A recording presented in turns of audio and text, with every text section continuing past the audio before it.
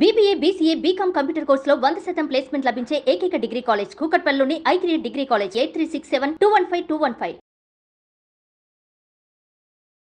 Welcome to Suman TV. Hi students, ఈరోజు మనం భాగహార పద్ధతులు, భాగహారాన్ని ఎలా చేయాలో ఆ యొక్క టెస్ట్స్ అన్నమాట. ఇవి అంటే డివిజన్ టెస్ట్ అంటాం అన్నమాట. ఈ డివిజన్ టెస్ట్ల గురించి మనం ఈరోజు తెలుసుకుందాం. అంటే ఏదైనా ఒక సంఖ్యని మనం మరొక సంఖ్యతో భాగించడానికి ఆ టెస్ట్ అన్నమాట. ఆ టెస్ట్ ఏ విధంగా మనం చేయాలి, ఏ సంఖ్య దేనితో భాగింపబడుతుందో తెలుసుకోవటం ఈ యొక్క క్లాస్ యొక్క ప్రధాన ఉద్దేశం. కాబట్టి మనం ఈరోజు ఆ డివిజన్ టెస్ట్లు ఏదైతే ఉన్నాయో ఆ వాటి గురించి మనం నేర్చుకుందాం. మొట్టమొదట మనకి ఎన్ని అంకెలు ఉన్నాయి అంటే 0 నుంచి 9 వరకు మొత్తం 10 అంకెలు. మనం ఏ సంఖ్య రాయాలన్నా ఈ 10 అంకెలతోనే మనం రాయాలి. ఎన్ని కోట్ల కొలది సంఖ్య రాయాలన్నా మనం ఉపయోగించవలసింది ఈ 10 అంకెలే.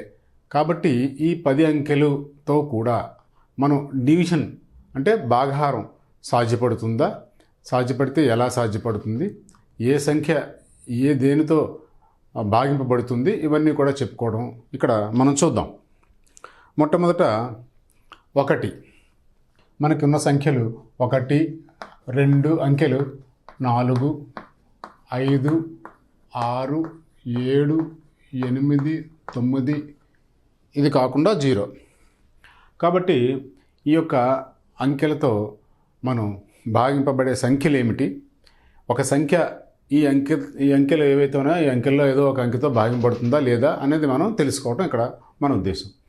అయితే ప్రతి సంఖ్య కూడా 1తో భాగింపబడుతుంది అన్నది మనం తీసుకోవచ్చు, యూనివర్సల్ ట్రూత్ అది. కాబట్టి ప్రతి సంఖ్యని 1తో భాగిస్తే మళ్ళీ అదే సంఖ్య వస్తుంది. కాబట్టి 1తో భాగహారం అనేది మనం ప్రత్యేకంగా పరీక్షించక్కర్లేదు. ఈ సంఖ్య 1తో భాగింపడదా అని చూడక్కర్లేదు. ఖచ్చితంగా ప్రతి సంఖ్య 1తో భాగింపబడుతుంది. సో మనకి ఆ భాగింపబడడం వల్ల వచ్చే విభాజ్యం కూడా అదే సంఖ్య అవుతుందన్నమాట. కాబట్టి 1తో భాగహారం మనకి పర్వాలేదు. ఇక 2తో మనకి భాగింపబడే సంఖ్యలు ఏమిటి అనేది చూద్దాం. అయితే 2 అనేది సరి సంఖ్య. ఇక్కడ మనకి ఈ 10 కూడా కొన్ని సరి సంఖ్యలు, కొన్ని బేసి సంఖ్యలు ఉంటాయి. 1, 3, 5, 7, 9 ఇవి బేసి సంఖ్యలు. అలాగే 2, 4, 6, 8 సరి సంఖ్యలు. 0ని మనం బేసి అయినా సరి అయినా తీసుకోవచ్చు. అయితే ఈ 0కి 0 ఒకటే మనం రాస్తే దానికి విలువ ఉండదు, కానీ దీని ముందర ఏ అంకె చేర్చినా ఆ యొక్క విలువ పెరిగిపోతూ వస్తుంది. కాబట్టి 0 ముందర 1 రాస్తే అది 10 అవుతుంది, అది సరి సంఖ్య అవుతుంది. అట్లాగే 20, అలాగే 1 పక్కన 2 సున్నాలు పెడితే అది ఇంకా పెరిగిపోతుంది. 0 పెరిగే కొద్దీ సంఖ్య యొక్క విలువ కూడా పెరిగిపోతుంది అనమాట. కాబట్టి 0కి విలువ లేదు అనుకోకూడదు, 0 ఖచ్చితంగా మనకి విలువైందే. కాబట్టి ఇక్కడ ఇప్పుడు 2తో మనకి భాగింపబడే సంఖ్యలు ఏమిటి అనేది మనం ఇక్కడ చూద్దాం. 2తో భాగింపబడే సంఖ్యలు ఏవైతే ఉన్నాయో అవన్నీ కూడా అంటే సరి సంఖ్యలన్నింటినీ కూడా 2 భాగిస్తుంది. సో 2చే భాగింపబడాలంటే ఒక సంఖ్య సరి సంఖ్య కావాలి, సరి సంఖ్య కావాలి. కాబట్టి మనకి ఇక్కడ 2, 4, 6, 8, 0 వీటితో అంతమయ్యే ప్రతి సంఖ్య కూడా 2తో భాగింపబడుతుంది అని మనం చెప్పవచ్చు. ఎందుకంటే ఇవన్నీ కూడా సరి సంఖ్యలే కాబట్టి. 0 ఏ సంఖ్య తర్వాత రాసినా అది కూడా సరి సంఖ్య కింద లెక్క. కాబట్టి ప్రతి సరి సంఖ్య 2తో భాగింపబడుతుంది.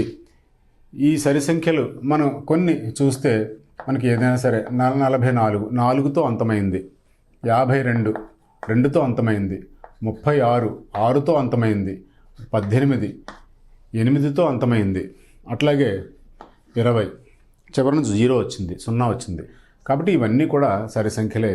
వీటన్నిటిని కూడా 2 నిశ్శేషంగా భాగిస్తుంది. నిశ్శేషంగా భాగించడం అంటే శేషం ఏమీ కూడా మిగలకుండా ఉండడం.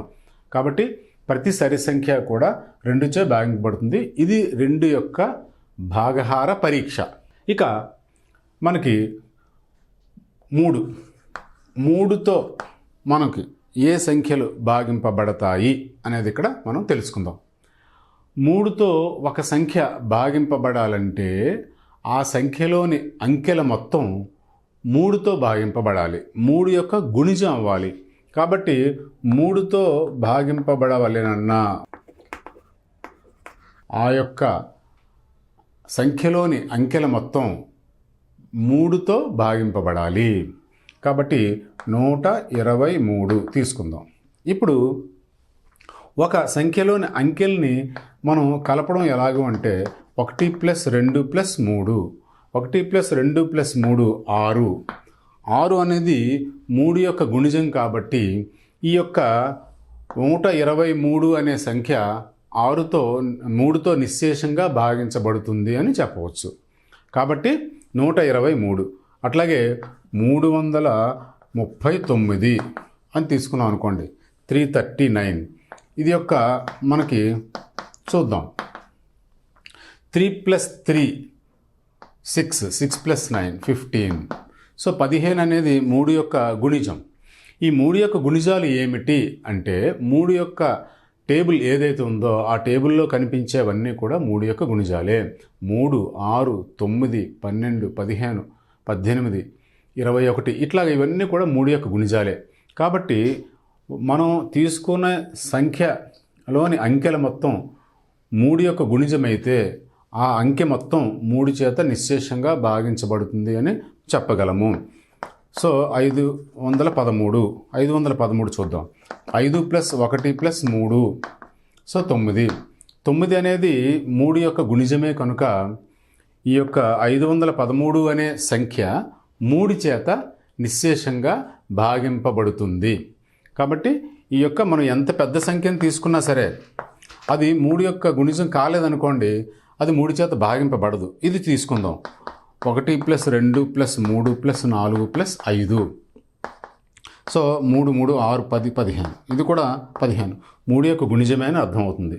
కాబట్టి మనం పెద్ద పెద్ద సంఖ్యలు మనకు వచ్చేటప్పటికి అది 3 చేత భాగింపబడదా అనేది మనం తెలుసుకోవాలంటే ఖచ్చితంగా ఈ యొక్క పరీక్షనే మనం ఉపయోగించుకోవాలి.